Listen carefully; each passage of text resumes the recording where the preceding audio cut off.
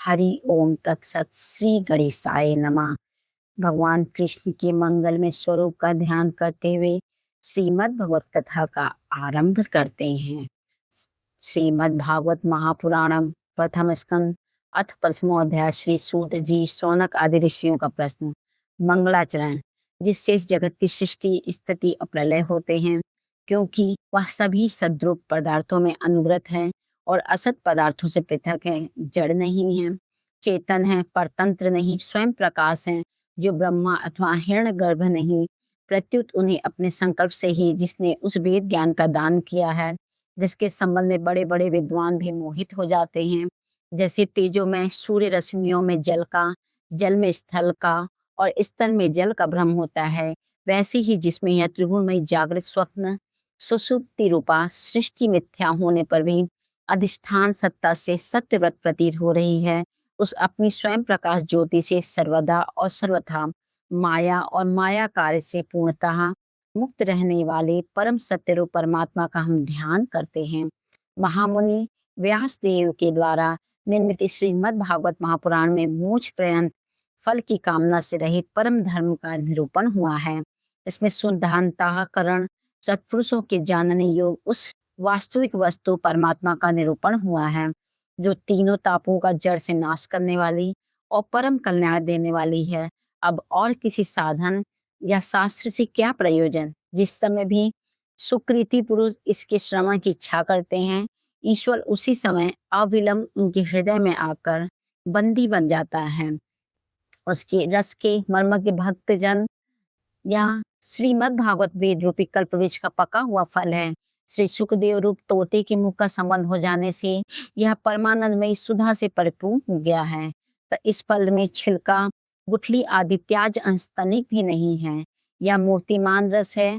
जब तक शरीर में चेतना रहे, तब तक इस दिव्य भगवत रस का निरंतर बार बार पान करते रहो। यह पृथ्वी पर ही सुलभ है। कथा प्रारंभ। एक बार भगवान विष्णु एवं देवताओं के परम पुण्यमय क्षेत्र नैमिषारण्य में शौनक आदि ऋषियों ने भगवत प्राप्ति की इच्छा से सहस्त्र वर्षों के में पूरे होने वाले एक महान यज्ञ का अनुष्ठान किया। एक दिन उन लोगों ने प्रातः काल अग्निहोत्र आदि नित्य कृत्यों से निवृत्त होकर सूत जी का पूजन किया। उन्हें ऊंचे आसन पर बैठाकर बड़े आदर से यह प्रश्न किया। ऋषियों ने कहा, सूत जी, आप निष्पाप हैं। आपने समस्त इतिहास, पुराण और धर्मशास्त्रों का विधि पूर्वक अध्ययन किया है तथा उनकी भली भांति व्याख्या भी की है। वेद वेताओं में श्रेष्ठ भगवान वाद नारायण ने भगवान के सगुण निर्गुण रूप को जानने वाले दूसरी मुनियों ने जो कुछ जाना है, उन्हें जिन विषयों का ज्ञान है, वह सब आप वास्तविक रूप में जानते हैं। आपका हृदय बड़ा ही सरल और शुद्ध है, इसी से आप उनकी कृपा और अनुग्रह के पात्र हुए हैं। गुरुजन अपने प्रेमी शिष्य को गुप्त से गुप्त बात भी बता दिया करते हैं। आयुष्मान, कृपा करके यह बतलाइए कि उन सब शास्त्रों, पुराणों और गुरुजनों के उपदेशों में कलयुगी जीवों के परम कल्याण का सहज साधन आपने क्या निश्चय किया है? आप संत समाज के भूषण हैं। इस कलयुग में प्रायः लोगों की आयु कम हो गई है। साधन करने में लोगों की रुचि और प्रवृत्ति भी नहीं है। लोग आलसी भी हो गए हैं। उनका भाग्य तो मंद है ही, समझ भी थोड़ी है। इसके साथ ही वे नाना प्रकार के विघ्न बाधाओं से घिरे हुए भी रहते हैं। शास्त्र भी बहुत से हैं, परंतु उनमें एक निश्चित साधन का नहीं, अनेक प्रकार के कर्मों का वर्णन है। साथ ही वे इतने बड़े हैं कि उनका एक अंश सुनना भी कठिन है। आप परोपकारी हैं, अपनी बुद्धि से उनका सार निकालकर प्राणियों के परम कल्याण के लिए हम श्रद्धालुओं को सुनाइए, जिससे हमारे अंतःकरण की शुद्धि प्राप्त हो। प्यारे सूत जी, आपका कल्याण हो। आप तो जानते ही हैं कि यदुवंशियों के रक्षक भक्त वत्सल भगवान श्री कृष्ण वसुदेव की धर्मपत्नी देवकी के गर्भ से क्या करने की इच्छा से अवतीर्ण हुए थे, हम उसे सुनना चाहते हैं। आप कृपा करके हमारे लिए उसका वर्णन कीजिए, क्योंकि भगवान का अवतार जीवों के परम कल्याण और उनकी भगवत प्रेम में समृद्धि के लिए होता है। यह जीव जन्म मृत्यु के घोर चक्र में पड़ा हुआ है। इस स्थिति में भी यदि वह कभी भगवान के मंगलमय नाम को उच्चारण कर ले, तो उसी क्षण उससे मुक्त हो जाए, क्योंकि स्वयं भय भी भगवान से डरता रहता है। सूत जी परम विरक्त और परम शांत मुनिजन भगवान के श्री चरणों के शरण में ही रहते हैं। अतएव उनके स्पर्शमात्र से संसार के जीव तुरंत पवित्र हो जाते हैं। इधर गंगा जी के जल का बहुत दिनों तक सेवन किया जाए तब कहीं पवित्रता प्राप्त होती है। ऐसे ही पुण्यात्मा भक्त जिनकी लीलाओं का गान करते रहते हैं, उन भगवान का कली मलहारी पवित्र यश, भला आत्मशुद्धि की इच्छा वाला ऐसा कौन मनुष्य होगा जो श्रवण ना करे। वे लीला से ही अवतार धारण करते हैं। नारद आदि महात्माओं ने उनके उदार कर्मों का गान किया है। हम श्रद्धालुओं के प्रति आप उनका वर्णन कीजिए। बुद्धिमान सूत जी, सर्व समर्थ प्रभु अपनी योग माया से स्वच्छंद लीला करते हैं। आप उन श्री हरि की मंगलमयी अवतार कथाओं का अब वर्णन कीजिए।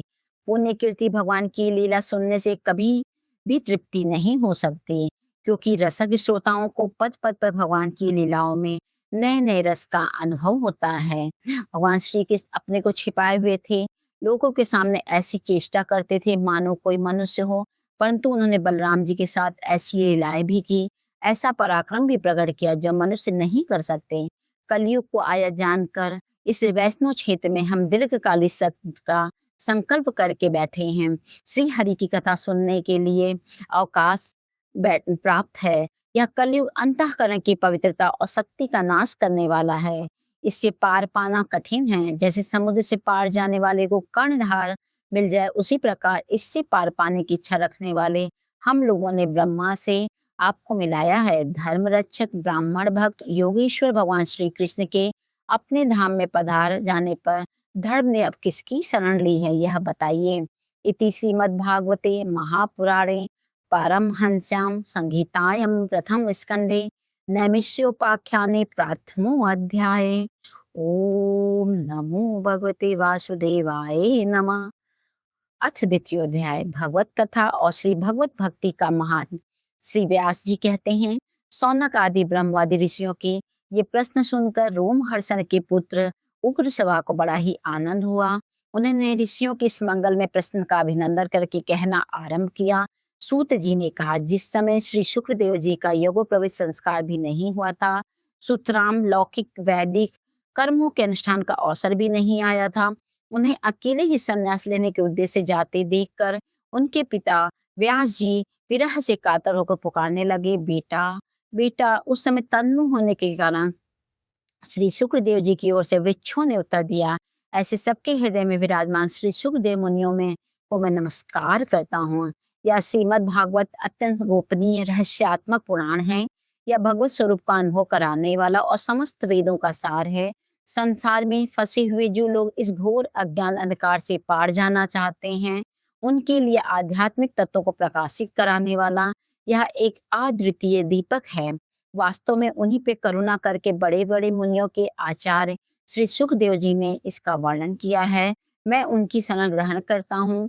मनुष्यों में सर्वश्रेष्ठ भगवान के अवतार नर नारायण ऋषियों को, सरस्वती देवी को और श्री व्यास जी को नमस्कार है।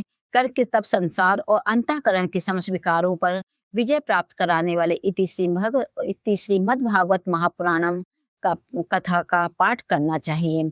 ऋषियों, आपने संपूर्ण विश्व के कल्याण के लिए यह बहुत सुंदर प्रश्न किया, क्योंकि यह प्रश्न श्री कृष्ण के संबंध में है और इससे भली भांति आत्मशुद्धि हो जाती है। मनुष्यों के लिए सर्वश्रेष्ठ धर्म वही है जिससे भगवान श्री कृष्ण में भक्ति हो।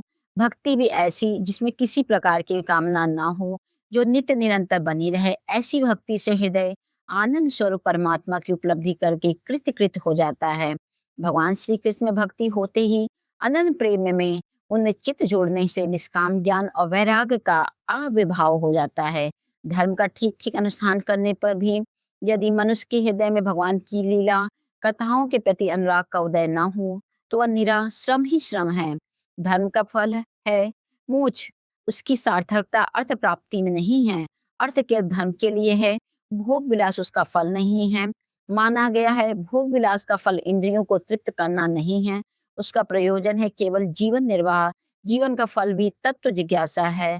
बहुत कर्म करके स्वर्ग आदि प्राप्त करना उसका फल नहीं है।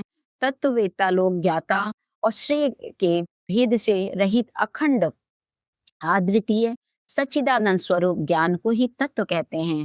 उसी को कोई ब्रह्म, कोई परमात्मा और कोई भगवान के नाम से पुकारते हैं। श्रद्धालु मुनिजन भागवत श्रवण से प्राप्त ज्ञान वैराग्य युक्त भक्ति से अपने हृदय में उस परम तत्व स्वरूप परमात्मा का अनुभव करते हैं। सौनक आदि ऋषियों, यही कारण है कि अपने अपने वर्ण तथा आश्रम के अनुसार मनुष्य जो धर्म का अनुष्ठान करते हैं उसकी पूर्ण सिद्धि इसी में है कि भगवान प्रसन्न हो। इसलिए एकाग्र मन से भक्तवत्सल भगवान का ही नित्य निरंतर श्रवण कीर्तन ध्यान और आराधन करना चाहिए। कर्मों की गांठ बड़ी कड़ी है। विचारवान पुरुष भगवान की चिंतन की तलवार से उस गांठ को काट डालते हैं। तब भला ऐसा कौन मनुष्य होगा जो भगवान की लीला कथा में प्रेम ना करे। शौनक आदि ऋषियों पवित्र तीर्थों का सेवन करने से महत्व सेवा, तदंतर श्रवण की इच्छा, फिर श्रद्धा, तत्पश्चात भगवत कथा में रुचि होती है। भगवान श्री कृष्ण के यश का श्रवण और कीर्तन दोनों पवित्र करने वाले हैं। वे अपनी कथा सुनने वालों के हृदय में आकर स्थित हो जाते हैं और उनकी अशुभ वासनाओं को नष्ट कर देते हैं, क्योंकि वे संतों के नित्य सुहृद हैं। जब श्री मद् भागवत अथवा भगवत भक्तों के निरंतर सेवन से अशुभ वासनाएं नष्ट हो जाती हैं, तब पवित्र कीर्ति भगवान श्री कृष्ण के प्रति स्थायी प्रेम की प्राप्ति होती है। तब रजोगुण और तमोगुण के भाव काम और लोभ आदि से शांत हो जाते हैं और चित्त इनसे रहित होकर सतगुण में स्थित एवं निर्मल हो जाता है। इस प्रकार भगवान की प्रेममयी भक्ति से जब संसार की समस्त आसक्तियां मिट जाती हैं, हृदय आनंद से भर जाता है, तब भगवान के तत्व का अनुभव अपने आप हो जाता है। हृदय में आत्मस्वरूप भगवान का साक्षात्कार होते ही हृदय की ग्रंथि टूट जाती है, सारे संदेह मिट जाते हैं और कर्म बंधन क्षीण हो जाता है। इसी से बुद्धिमान लोग नित्य निरंतर बड़े आनंद से भगवान श्री कृष्ण के प्रति प्रेम भक्ति करते हैं, जिससे आत्मरसाद की प्राप्ति होती है। प्रकृति के 3 गुण हैं, सत्व, रज और तम। इनको स्वीकार करके इस संसार की स्थिति, उत्पत्ति और प्रलय के लिए एक अद्वितीय परमात्मा ही विष्णु, ब्रह्मा और रुद्र है। ये तीनों नाम ग्रहण करते हैं, फिर भी मनुष्य का परम कल्याण तो सत्गुण स्वीकार करने वाले श्री हरि से ही होता है। जैसे पृथ्वी के विकाल लकड़ी की अपेक्षा धुआं श्रेष्ठ है और उससे भी श्रेष्ठ है अग्नि, क्योंकि वेदोक्त यज्ञ याग आदि के द्वारा अग्नि सद्गति देने वाला है। वैसे ही तमोगुण से रजोगुण श्रेष्ठ है और रजोगुण से भी सत्वगुण श्रेष्ठ है, क्योंकि वह भगवान का दर्शन कराने वाला है। प्राचीन युग में महात्मा लोग अपने कल्याण के लिए विशुद्ध सत्व में भगवान विष्णु की आराधना किया करते हैं। अब भी जो लोग उनका अनुसरण करते हैं वे उन्हीं के समान कल्याण भाजन होते हैं। जो लोग इस संसार सागर से पार जाना चाहते हैं वे यद्यपि किसी की निंदा तो नहीं करते, न किसी में दोष ही देखते हैं, फिर भी घोर रूप वाले तमोगुणी, रजोगुणी, भैरव आदि भूतपतियों की उपासना करके सत्वगुणी विष्णु भगवान और उनके अंश कला स्वरूपों का ही भजन करते हैं। परंतु जिनका स्वभाव रजोगुणी अथवा तमोगुणी है वे धन, ऐश्वर्य और संतान की कामना से भूत, पितर और प्रजापतियों की उपासना करते हैं, क्योंकि इन लोगों का स्वभाव उन से मिलता जुलता होता है। वेदों का तात्पर्य श्री कृष्ण में ही है। यज्ञों के उद्देश्य श्री कृष्ण ही हैं। योग श्री कृष्ण के लिए किए जाते हैं और समस्त कर्मों की परिसमाप्ति भी श्री कृष्ण में ही है। ज्ञान से ब्रह्म स्वरूप श्री कृष्ण की ही प्राप्ति होती है। तपस्या श्री कृष्ण की प्राप्ति के लिए ही की जाती है। श्री कृष्ण के लिए ही धर्मों का अनुष्ठान होता है और सब गतियां श्री कृष्ण में ही समा जाती हैं। यद्यपि भगवान श्री कृष्ण प्रकृति और उसके गुणों से अतीत है, फिर भी अपनी गुणमयी माया से जो प्रपंच की दृष्टि से है और उस तत्व की दृष्टि से नहीं है, उन्होंने ही सर्ग के आदि में इस संसार की रचना की थी। ये सत्व, रज और तम तीनों गुण उसी माया के विलास हैं। उनके भीतर रहकर भगवान इनसे युक्त सरीखे मालूम पड़ते हैं। वास्तव में तो वे परिपूर्ण विज्ञान आनंद घन हैं। अग्नि तो वस्तुतः एक ही है, परंतु जब वह अनेक प्रकार की लकड़ियों में प्रकट होती है तब अनेक सी मालूम होती है। वैसे ही सबके आत्मरूप भगवान तो एक ही हैं, परंतु प्राणियों की अनेकता से अनेक जैसे जान पड़ते हैं। भगवान ही सूक्ष्म भूत, तन्मात्रा, इंद्रिय तथा अंतःकरण आदि गुणों के विकारभूत भावों के द्वारा नाना प्रकार की योनियों का निर्माण करते हैं और उनमें भिन्न भिन्न जीवों के रूप में प्रवेश करके उन योनियों के अनुरूप विषयों का उपभोग करते कराते हैं। वे ही संपूर्ण लोकों की रचना करते हैं और देवता, पशु, पक्षी, मनुष्य आदि योनियों में लीला अवतार ग्रहण करके सत्व गुण के द्वारा जीवों का पालन पोषण करते हैं। इति श्रीमद्भागवते महापुराणे पारमहंस्य संहिताये प्रथम स्कंदे नैमिषोपाख्याने द्वितीयो अध्याय। ओम नमो भगवते वासुदेवाय नमः। ओम नमो भगवते वासुदेवाय। अथ तृतीय अध्याय भगवान के अवतारों का वर्णन। श्री सूत जी कहते हैं, सृष्टि के आदि में भगवान ने लोकों के निर्माण की इच्छा की। इच्छा होते ही उन्होंने महतत्व आदि से निष्पन्न पुरुष रूप ग्रहण किया। उसमें 10 इंद्रियां, 1 मन और 5 भूत, ये 16 कलाएं थी। उन्होंने कारण जल में शयन करते हुए जब योग निद्रा का विस्तार किया, तब उनके नाभि सरोवर में से एक कमल प्रकट हुआ और उस कमल से प्रजापतियों के अधिपति ब्रह्मा जी उत्पन्न हुए। भगवान के उस विराट स्वरूप के अंग प्रत्यंग में ही समस्त लोगों की कल्पना की गई है। वह भगवान का विशुद्ध सत्वमय श्रेष्ठ रूप है। योगी लोग दिव्य दृष्टि से भगवान के उस रूप का दर्शन करते हैं। भगवान का वह रूप हजारों पैर, जांघें, भुजाएं और मुखों के कारण अत्यंत विलक्षण है। उसमें सहस्त्रों सिर, हजारों कान, हजारों आंखें और हजारों नासिकाएं हैं। हजारों मुकुट, वस्त्र और कुंडल आदि आभूषणों से वह उल्लासित रहता है। भगवान का यही पुरुष रूप, जिसे नारायण कहते हैं, अनेक अवतारों का अक्षय कोश है। इसी से सारे देवता प्रकट होते हैं। इस रूप में छोटे से छोटे अंश से देवता, पशु, पक्षी और मनुष्य आदि योनियों की सृष्टि होती है। उन्हीं प्रभु ने पहले कौमार सर्ग में सनक, सनंदन, सनातन और सनत कुमार, इन 4 ब्राह्मणों के रूप में अवतार ग्रहण करके अत्यंत कठिन अखंड ब्रह्मचर्य का पालन किया। दूसरी बार संसार के कल्याण के लिए समस्त यज्ञों के स्वामी उन भगवान ने ही रसातल में गई हुई पृथ्वी को निकाल कर लाने के विचार से सूकर रूप ग्रहण किया। ऋषियों की सृष्टि में उन्होंने देवर्षि नारद के रूप में तीसरा अवतार ग्रहण किया और सात्वत तंत्र का उपदेश दिया। उससे कर्मों के द्वारा किस प्रकार कर्म बंधन से मुक्ति मिलती है, इसका वर्णन है। धर्म पत्नी मूर्ति के गर्भ से उन्होंने नर नारायण के रूप में चौथा अवतार ग्रहण किया। इस अवतार में उन्होंने ऋषि बन करके मन और इंद्रियों का सर्वथा संयम करके बड़ी कठिन तपस्या की। 5वें अवतार में वे सिद्धों के स्वामी कपिल के रूप में प्रकट हुए और तत्वों का निर्णय करने वाले सांख्य शास्त्र का, जो समय के फेर से लुप्त हो गया था, आश्री नामक ब्राह्मण को उपदेश दिया। अनुसुईया के वर मांगने पे 6ठे अवतार में वे अत्रि की संतान दत्तात्रेय हुए। इस अवतार में उन्होंने अलर्क एवं प्रहलाद आदि को ब्रह्म ज्ञान का उपदेश किया। 7वीं बार रुचि प्रजापति की आकुति नामक पत्नी से यज्ञ के रूप में उन्होंने अवतार ग्रहण किया और अपने पुत्र याम आदि देवताओं के साथ स्वयंभू मनवंतर की रक्षा की। राजा नाभि की पत्नी मेरु देवी के गर्भ से ऋषभ देव के रूप में भगवान ने 8वां अवतार ग्रहण किया। इस रूप में उन्होंने परमहंसों का वह मार्ग, जो सभी आश्रमियों के लिए वंदनीय है, दिखाया। ऋषियों की प्रार्थना से 9वीं बार वे राजा पृथु के रूप में अवतीर्ण हुए। सौनक आदि ऋषियों, इस अवतार में उन्होंने पृथ्वी से समस्त औषधियों का दोहन किया था। इससे यह अवतार सबके लिए बड़ा ही कल्याणकारी हुआ। 400 मनवंतर के अंत में जब सारी त्रिलोकी समुद्र में डूब रही थी, तब उन्होंने मत्स्य के रूप में 10वां अवतार ग्रहण किया और पृथ्वी रूपी नौका पर बैठकर अगले मनवंतर के अधिपति वैवस्वत मनु की रक्षा की। जिस समय देवता और दैत्य समुद्र मंथन कर रहे थे, उस समय 11वां अवतार धारण करके कच्छप रूप से भगवान ने मंदराचल को अपनी पीठ पर धारण किया।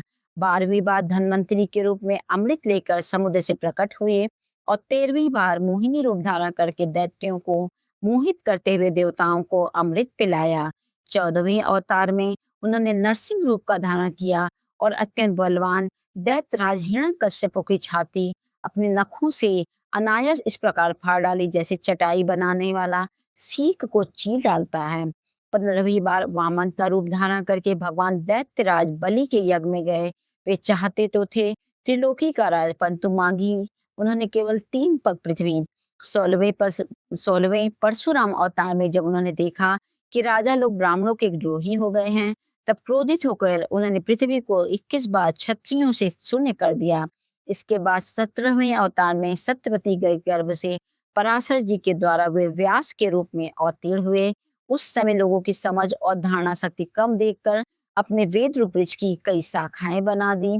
18वीं बार देवताओं का कार्य संपन्न करने की इच्छा से उन्होंने राजा के रूप में रामा अवतार ग्रहण किया और सेतु बंधन, रावण बंध आदि वीरतापूर्वक बहुत सी लीलाएं की। 19वीं और 20वें अवतार में उन्होंने यदुवंश में बलराम और श्री कृष्ण के नाम से प्रकट होकर पृथ्वी का भार उतारा।